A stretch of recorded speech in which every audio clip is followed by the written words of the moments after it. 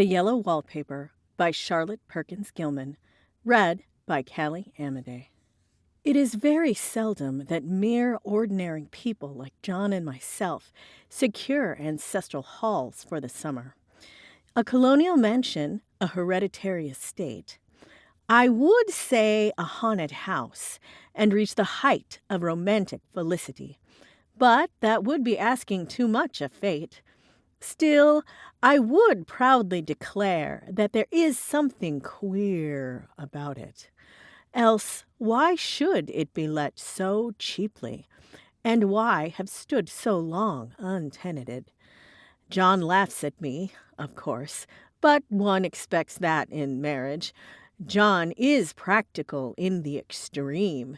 He has no patience with faith, an intense horror of superstition, and he scoffs openly at any talk of things not to be felt and seen and put down in figures. John is a physician, and perhaps, I would not say it to a living soul, of course, but this is dead paper and a great relief to my mind. Perhaps this is one reason I do not get well faster. You see, he does not believe that I am sick. And what can one do if a physician of high standing and one's own husband assures friends and relatives that there is really nothing the matter with one but temporary nervous depression, a slight hysterical tendency? What is one to do? My brother is also a physician and also of high standing, and he says the same thing. So I take phosphates and phosphites, whichever it is, and tonics and journeys and air and exercise, and am absolutely forbidden to work until I am well again. Personally, I disagree with their ideas. Personally, I believe that congenial work with excitement and change would do me good. But what is one to do? I did write for a while in spite of them, but it does exhaust me a good deal, having to be so sly about it, or else meet with heavy opposition. I sometimes fancy that in my condition, if I had less opposition and more society and stimulus, but John says the very worst thing I can do is to think about my condition, and I confess it always makes me feel bad. So I will let it alone and talk about the house. The most beautiful place. It is quite alone. Standing well back from the road, quite 3 miles from the village. It makes me think of English places that you read about, for there are hedges and walls and gates that lock, and lots of separate little houses for the gardeners and people. There is a delicious garden. I never saw such a garden. Large and shady, full of box-boarded paths, and lined with long grape-covered arbors with seats under them. There were greenhouses, too, but they are all broken now. There was some legal trouble, I believe, something about the heirs and co-heirs. Anyway, the place has been empty for years. That spots my ghostliness, I'm afraid. But I don't care. There is something strange about the house. I can feel it. I even said so to John one moonlit evening, but he said what I felt was a draught, and shut the window. I get unreasonably angry with John sometimes. I'm sure I never used to be so sensitive. I think it is due to this nervous condition. But John says if I feel so, I shall neglect proper self-control. So I take pains to control myself, before him at least, and that makes me very tired. I don't like our room a bit. I wanted one downstairs that opened up on the piazza and had roses all over the window and such pretty old-fashioned chintz hangings, but John would not hear of it. He said there was only one window and not room for two beds, and no near room for him if he took another. He is very careful and loving, and hardly lets me stir without special direction. I have a schedule prescription for each hour in the day. He takes all care of me, and so I feel basely ungrateful not to value it more. He said we came here solely on my account, and that I was to have perfect rest and all the air I could get. Your exercise depends on your strength, my dear, he said, and your food somewhat on your appetite, but air you can absorb all the time.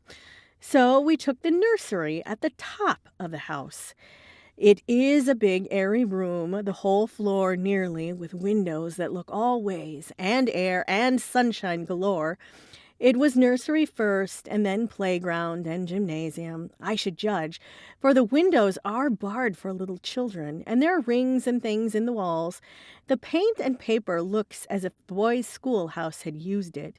It is stripped off, the paper in great patches all around the head of my bed, about as far as I can reach, and in a great place on the other side of the room low down. I never saw a worse paper in my life. One of those sprawling, flamboyant patterns committing every artistic sin. It is dull enough to confuse the eye in following, pronounced enough to constantly irritate and provoke study, and when you follow the lame, uncertain curves for a little distance, they suddenly commit suicide, plunge off at outrageous angles, destroy themselves in unheard-of contradictions. The color is repellent, almost revolting, a smoldering, unclean yellow, strangely faded by the slow-turning sunlight. It is a dull yet lurid orange in some places, a sickly sulphur tint in others. No wonder the children hated it. I should hate it myself if I had to live in this room long. Here comes John. I must put this away. He hates to have me write a word. We have been here 2 weeks, and I haven't felt like writing before since that first day. I'm sitting by the window now, up in this atrocious nursery, and there is nothing to hinder my writing as much as I please, save lack of strength. John is away all day, and even some nights when his cases are serious. I'm glad my case is not serious, but these nervous troubles are dreadfully depressing. John does not know how much I really suffer. He knows there is no reason to suffer, and that satisfies him. Of course, it is only nervousness. It does weigh on me so not to do my duty in any way. I meant to be of such help to John, such a real rest and comfort, and here I am, a comparative burden already. Nobody would believe what an effort it is to do what little I am able, to dress and entertain and order things. It is fortunate Mary is so good with the baby, such a dear baby. Yet I cannot be with him. It makes me so nervous. I suppose John was never nervous in his life. He laughs at me so about this wallpaper. At first he meant to repaper the room, but afterwards he said that I was letting it get the better of me, and that nothing was worse for a nervous patient than to give way to such fantasies. He said that after the wallpaper was changed, it would be my heavy bedstead, and then the barred windows, and then the gate at the head of the stairs, and so on. You know this place is doing you good, he said, and really, dear, I don't care to renovate the house just for a 3 months' rental. Then let us go downstairs, I said. There are such pretty rooms there. Then he took me in his arms and called me a blessed little goose, and said he would go down cellar if I wished, and have it whitewashed into the bargain. But he is right enough about the beds and windows and things. It is as airy and comfortable a room as any one need wish, and, of course, I would not be so silly as to make him uncomfortable just for a whim. I'm really getting quite fond of the big room, but all that horrid paper?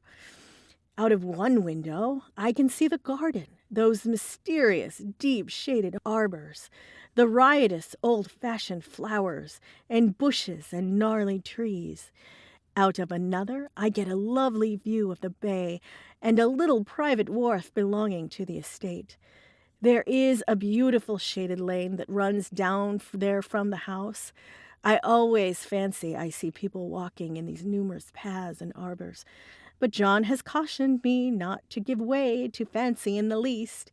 He says that with my imaginative power and habit of story-making, a nervous weakness like mine is sure to lead to all manner of fantasies, and that I ought to use my will and good sense to check the tendency. So I try. I sometimes think that if I were only well enough to write a little, it would relieve the press of ideas and rest me. But I find I get pretty tired when I try. It is so discouraging not to have any advice and companionship about my work. When I get really well, John says we will ask Cousin Henry and Julia down for a visit. But he says he would as soon put fireworks in my pillowcase as to let me have those stimulating people now. I wish I could get well faster, but I must not think about that. This paper looks to me as if it knew what a vicious influence it had. There is a recurrent spot where the pattern lolls like a broken neck, and two bulbous eyes stare at you upside down.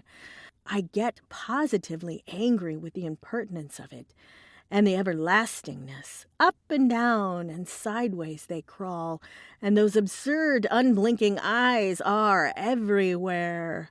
There is one place where two breadths didn't match, and the eyes go all up and down the line, one a little higher than the other. I never saw so much expression in an inanimate thing before, and we all know how much expression they have. I used to lie awake as a child and get more entertainment and terror out of blank walls and plain furniture than most children could find in a toy store. I remember what a kindly wink the knobs of our big old bureau used to have, and there was one chair that always seemed like a strong friend. I used to feel that if any of the other things looked too fierce, I could always hop into that chair and be safe. The furniture in this room is no worse than inharmonious. However, if we had to bring it all from downstairs, I suppose when this was used as a playroom, they had to take the nursery things out. And no wonder. I never saw such ravages as the children have made here. The wallpaper, as I said before, is torn off in spots, and sticketh closer than a brother. They must have had perseverance as well as hatred. The floor is scratched and gouged and splintered. The plaster itself is dug out here and there, and this great heavy bed, which is all we found in the room, looks as if it had been through the wars. But I don't mind it a bit. Only the paper. Here comes John's sister, such a dear girl as she is, and so careful of me. I must not let her find me writing. She is a perfect and enthusiastic housekeeper, and hopes for no better profession. I verily believe she thinks it is the writing which made me sick.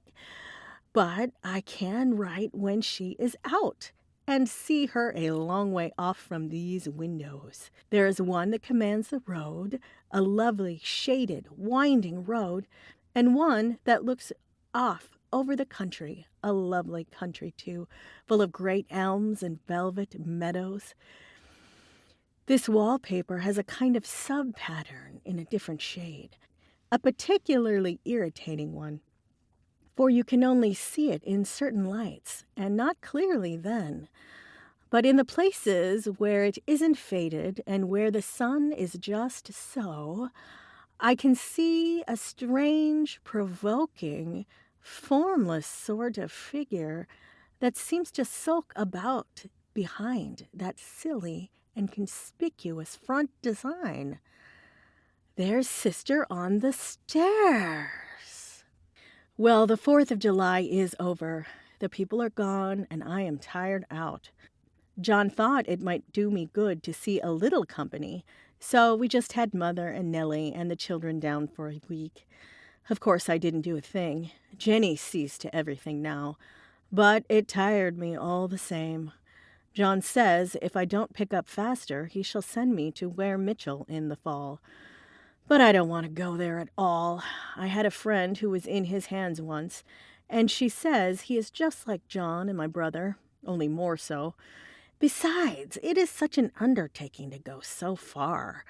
I don't feel as if it was worthwhile to turn my hand over for anything, and I'm getting dreadfully fretful and querulous.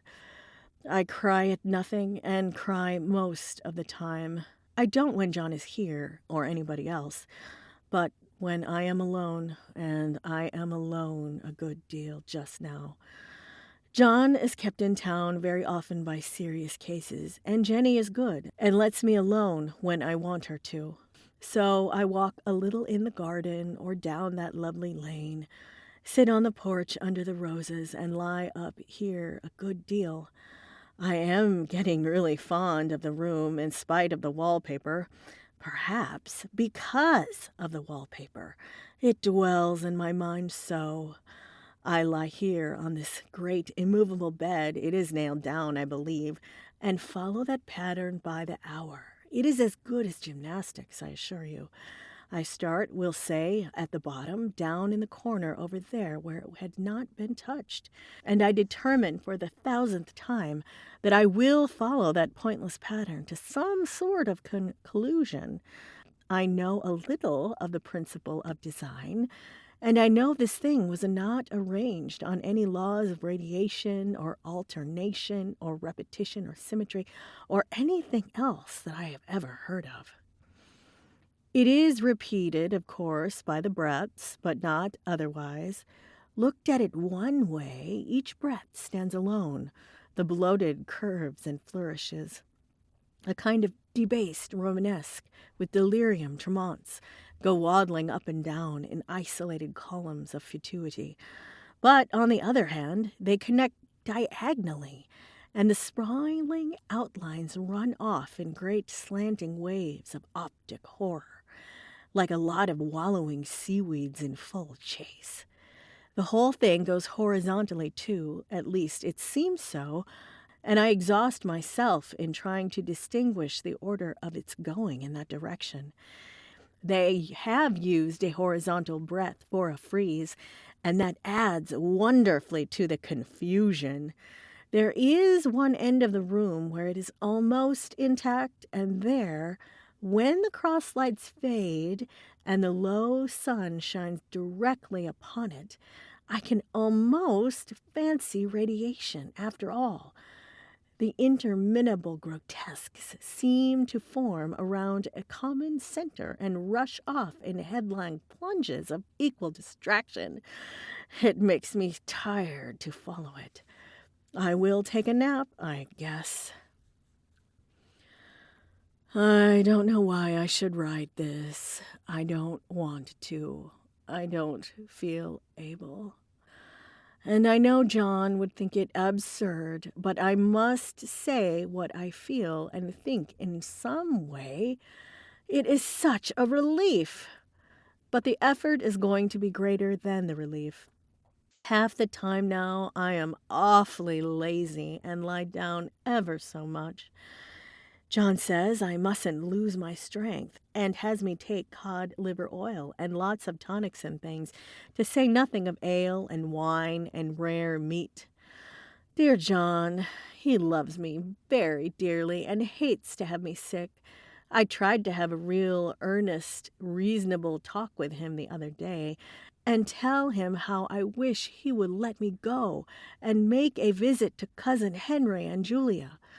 But he said I wasn't able to go, nor able to stand it after I got there, and I did not make out a very good case for myself, for I was crying before I had finished. It is getting to be a great effort for me to think straight. Just this nervous weakness, I suppose. And dear John gathered me in his arms and just carried me upstairs and laid me down on the bed and sat by me and read to me till it tired my head. He said I was his darling and his comfort and all he had, and that I must take care of myself for his sake and keep well. He says no one but myself can help me out of it, and that I must use my will and self-control and not let any silly fantasies run away with me. There's one comfort. The baby is well and happy and does not have to occupy this nursery with the horrid wallpaper. If we had not used it, that blessed child would have. What a fortunate escape! Why, I wouldn't have a child of mine, an impressionable little thing, live in such a room for worlds. I never thought of it before, but it is lucky that John kept me here after all. I can stand it so much easier than a baby, you see. Of course, I never mention it to them any more. I am too wise, but I keep watch of it all the same. There are things in that paper that nobody knows but me, or ever will. Behind that outside pattern, the dim shapes get clearer every day. It is always the same shape, only very numerous. And it is like a woman stooping down and creeping about behind that pattern. I don't like it a bit. I wonder, I begin to think, I wish John would take me away from here. It is so hard to talk with John about my case because he is so wise and he loves me so. But I tried it last night. It was moonlight. The moon shines in all around just as the sun does. I hate to see it sometimes. It creeps so slowly and always comes in by one window or another. John was asleep, and I hated to waken him, so I kept still and watched the moonlight on that undulating wallpaper till I felt creepy. The faint figure behind seemed to shake the pattern, just as if she wanted to get out. I got up slowly and went to feel and see if the paper did move, and when I came back, John was awake. "What is it, little girl?" he said. "Don't go walking about like that. You'll get cold." I thought it was a good time to talk, so I told him that I really was not gaining here and that I wished he would take me away. "Why, darling," he said, "our lease will be up in 3 weeks, and I can't see how to leave before. The repairs are not done at home, and I cannot possibly leave town just now. Of course, if you were in any danger, I could and would, but you really are better, dear, whether you can see it or not. I am a doctor, dear, and I know you are gaining flesh and color. Your appetite is better. I feel really much easier about you." "I don't weigh a bit more," said I, "nor as much, and my appetite may be better in the evening when you are here, but it is worse in the morning when you are away." "Bless her heart," he said with a big hug. "She shall be as sick as she pleases, but now let's improve the shining hours by going to sleep and talk about it in the morning." "And you won't go away?" I asked gloomily. "Why, how can I, dear? It is only 3 weeks more, and then we will take a nice little trip for a few days while Jenny is getting the house ready. Really, dear, you are better." "Better in body, perhaps," I began, and stopped short, for he sat up straight and looked at me with such a stern, reproachful look that I could not say another word. "My darling," he said, "I beg of you, for my sake and for a child's sake, as well as for your own, you will never for one instant let that idea enter your mind. There is nothing so dangerous, so fascinating to a temperament like yours. It is a false and foolish fantasy. Can you not trust me as a physician when I tell you so?" So, of course, I said no more on that score, and we went to sleep before long. He thought I was asleep at first, but I wasn't. I lay there for hours trying to decide whether the front pattern and the back pattern really did move together or separately. On a pattern like this, by daylight, there is a lack of sequence, a defiance of law, that is a constant irritant to a normal mind. The color is hideous enough and unreliable enough and infuriating enough, but the pattern is torturing. You think you have mastered it, but just as you get well underway in following, it turns a back somersault, and there you are. It slaps you in the face, knocks you down, and tramples upon you. It is like a bad dream. The outside pattern is a florid arabesque, reminding one of a fungus.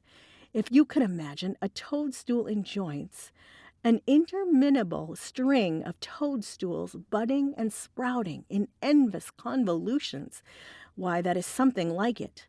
That is sometimes.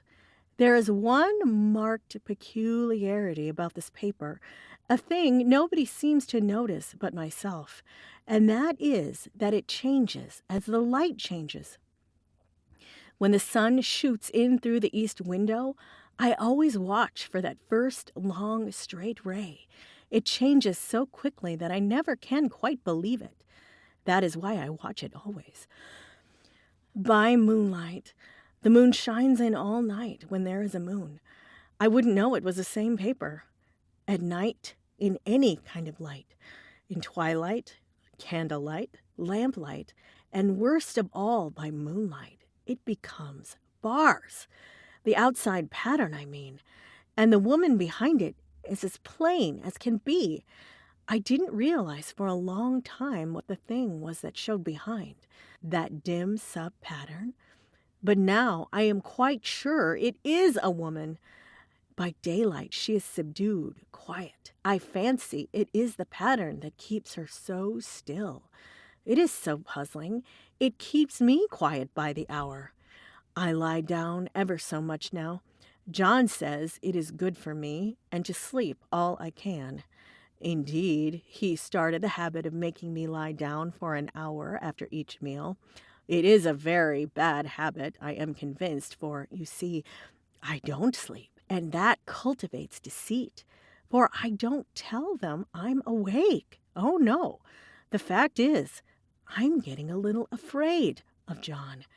He seems very queer sometimes, and even Jenny has an inexplicable look. It strikes me occasionally just as a scientific hypothesis that perhaps it is the paper. I have watched John when he did not know I was looking, and come into the room suddenly on the most innocent excuses, and I've caught him several times looking at the paper, and Jenny too. I caught Jenny with her hand on it once.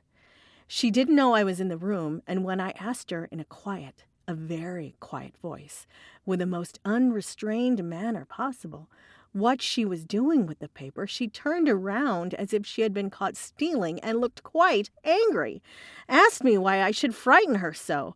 Then she said that the paper stained everything it touched, that she had found yellow smooches on all my clothes and John's, and she wished we would be more careful. Did not that sound innocent?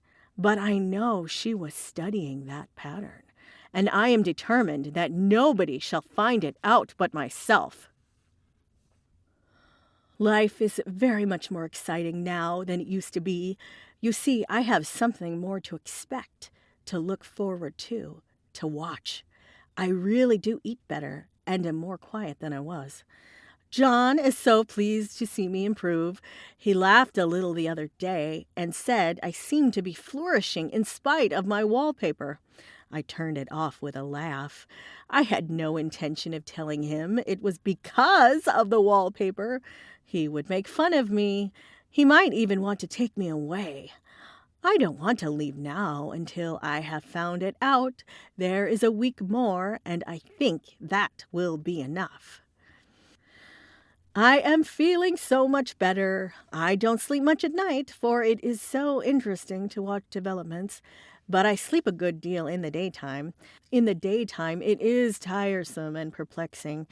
There are always new shoots on the fungus and new shades of yellow all over it. I cannot keep count on them, though I have tried conscientiously. It is the strangest yellow, that wallpaper. It makes me think of all the yellow things I ever saw. Not beautiful ones like buttercups, but old, foul, bad yellow things. But there is something else about that paper, the smell. I noticed it the moment we came into the room, but with so much air and sun, it was not bad. Now we have had a week of fog and rain, and whether the windows are open or not, the smell is here. It creeps all over the house. I find it hovering in the dining room, skulking in the parlor, hiding in the hall, lying in wait for me on the stairs. It gets into my hair. Even when I go to ride, if I turn my head suddenly and surprise it, there is that smell. Such a peculiar odor, too. I have spent hours in trying to analyze it, to find what it smelled like.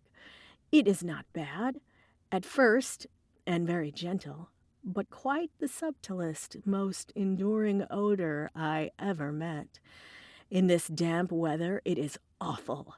I wake up in the night and find it hanging over me. It used to disturb me at first. I thought seriously of burning the house to reach the smell, but now I am used to it. The only thing I can think of that it is like is the color of the paper, a yellow smell. There is a funny mark on this wall, low down near the mopboard, a streak that runs round the room. It goes behind every piece of furniture except the bed, a long, straight, even smooch, as if it had been rubbed over and over. I wonder how it was done, and who did it, and what they did it for. Round and round and round, round and round and round. It makes me dizzy. I really have discovered something at last. Through watching so much at night when it changes so, I have finally found out. The front pattern does move, and no wonder. The woman behind shakes it. Sometimes I think there are a great many women behind, and sometimes only one. And she crawls around fast, and her crawling shakes it all over.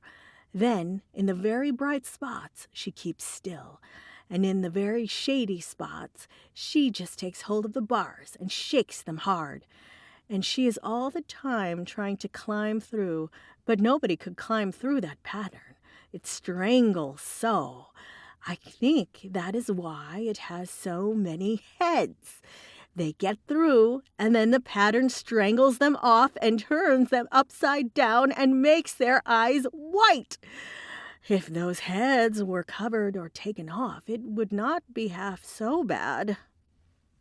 I think that woman gets out in the daytime. I'll tell you why, privately. I've seen her. I can see her out of every one of my windows. It is the same woman, I know, for she is always creeping, and most women do not creep by daylight. I see her on the long shaded path creeping up and down. I see her in those dark great arbors creeping all around the garden. I see her in the long road under the trees creeping along, and when a carriage comes, she hides under the blackberry vines. Oh, I don't blame her a bit. It must be very humiliating to be caught creeping by daylight. I always lock the door when I creep by daylight. I can't do it at night, for I know John would suspect something at once. And John is so queer now that I don't want to irritate him. I wish he would just take another room. Besides, I don't want anybody to get that woman out at night but myself. I often wonder if I could see her out of the windows all at once. But, turn as fast as I can only see out of one at one time. And though I always see her, she may be able to creep faster than I can turn. I have watched her sometimes away off in the open country, creeping as fast as a cloud shadow in a high wind. If only that top pattern could be gotten off from the under one. I mean to try it, little by little. I have found out another funny thing, but I shan't tell at this time. It does not do to trust people too much. There are only 2 more days to get this paper off, and I believe John is beginning to notice. I don't like the look in his eyes. I heard him ask Jenny a lot of professional questions about me. She had a very good report to give. She said I slept a good deal in the daytime. John knows I don't sleep very well at night, for all I'm so quiet. He asked me all sorts of questions, too, and pretended to be very loving and kind, as if I couldn't see through him. Still, I don't wonder he acts so, sleeping under this paper for 3 months. It only interests me, but I feel sure John and Jenny are secretly affected by it. Hurrah! This is the last day, but it is enough. John is to stay in town overnight and won't be out until this evening. Jenny wanted to sleep with me, the sly thing, but I told her I should undoubtedly rest better for a night all alone. That was clever, for really I wasn't alone a bit. As soon as it was moonlight and the poor thing began to crawl and shake the pattern, I got up and ran to help her. I pulled and she shook. I shook and she pulled. And before morning we had peeled off yards of that paper, a strip about as high as my head and half around the room. And then, when the sun came up and that awful pattern began to laugh at me, I declared I would finish it today. We go away tomorrow, and they're moving all my furniture down again to leave things as they were before. Jenny looked at the wall in amazement, but I told her merrily that I did it out of pure spite at the vicious thing. She laughed and said she wouldn't mind doing it herself, but I must not get tired. How she betrayed herself in that time! But here I am, and no person touches this paper but me, not alive. She tried to get me out of the room. It was too patent. But I said it was so quiet and empty and clean, and now that I believed I would lay down again and sleep all I could, and not to even wake me even for dinner, I would call when I woke. So now she is gone, and the servants are gone, and the things are gone, and there is nothing left but the great bedstead nailed down with the canvas mattress we found on it. We shall sleep downstairs tonight and take the boat home tomorrow. I quite enjoy the room. Now it is bare again. How those children did tear about here! The bedstead is fairly gnawed, but I must get to work. I have locked the door and thrown the key down into the front path. I don't want to get out, and I don't want to have anybody come in till John comes. I want to astonish him. I've got a rope up here that Jenny did not find. If that woman does get out and tries to go away, I can tie her. But I forget I could not reach far without anything to stand on. This bed will not move. I tried to lift and push it until I was lame, and then I got so angry I bit off a little piece at one corner, but it hurt my teeth. Then I peeled off all the paper I could reach standing on the floor. It sticks horribly, and the pattern just enjoys it. All those strangled heads and bulbous eyes and waddling fungus growths just shriek with derision. I am getting angry enough to do something desperate. To jump out of the window would be admirable exercise, but the bars are too strong even to try. Besides, I wouldn't do it. Of course not. I know well enough that a step like that is improper and might be misconstrued. I don't like to look out of the windows even. There are so many of those creeping women, and they creep so fast. I wonder if they all come out of the wallpaper as I did. But I am securely fastened now by my well-hidden rope. You don't get me out in that road there. I suppose I shall have to get back behind the pattern when it comes night, and that is hard. It is so pleasant to be out in this great room and creep around as I please.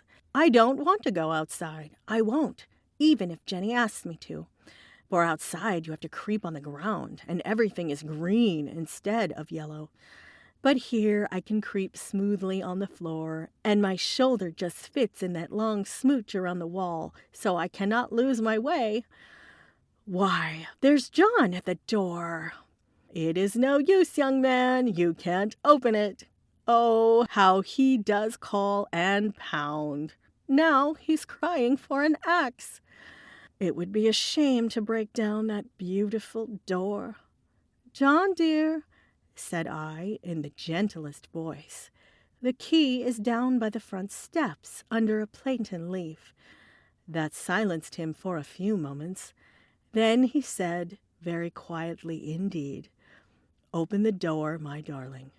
"I can't," said I. "The key is down by the front door under a plantain leaf." And then I said it again several times, very gently and slowly, and said it so often that he had to go and see, and he got it, of course, and came in. He stopped short by the door. "What's the matter?" he cried. "For God's sakes, what are you doing?" I kept on creeping just the same, but I looked at him over my shoulder. "I've got out at last," said I, "in spite of you and Jane, and I pulled off most of the paper, so you can't put me back." Now why should that man have fainted? But he did, and right across my path by the wall, so that I had to creep over him every time.